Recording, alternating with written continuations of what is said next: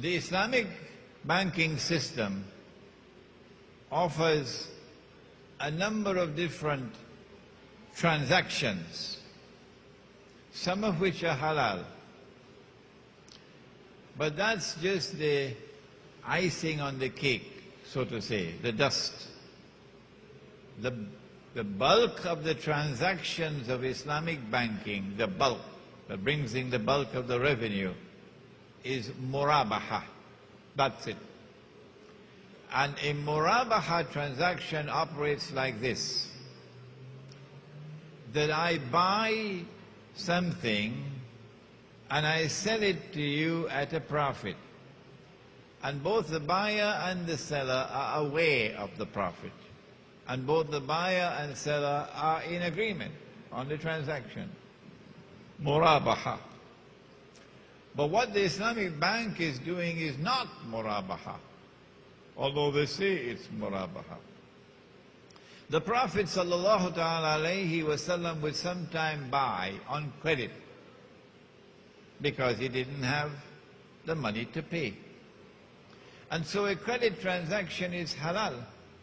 However, you do not have even a fig leaf of information, of evidence, that the shopkeeper in a credit transaction was allowed to increase his price because he had to wait for his cash, his payment.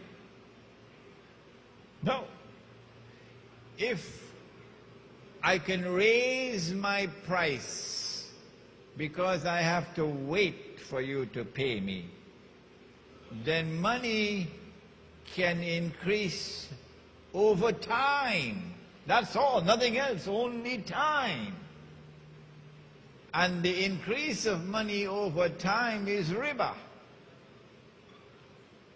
And so in Islam, it is as plain and as clear as daylight that credit price and cash price was always the same.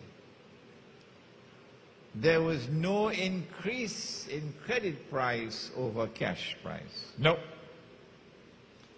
And so yes, a credit transaction is halal on the condition that there is no increase in price because it's a credit transaction. What the Islamic banks are doing is they're selling on credit at a price higher than the cash price. The difference between the two is riba. When we tell the muftis, and there's so many of them now, that this is riba, they dismiss us. We feel sad because these are our brothers. And in their hearts there is sincerity. And these are learned people. But you warn them and you warn them and you warn them, and they don't listen to you. What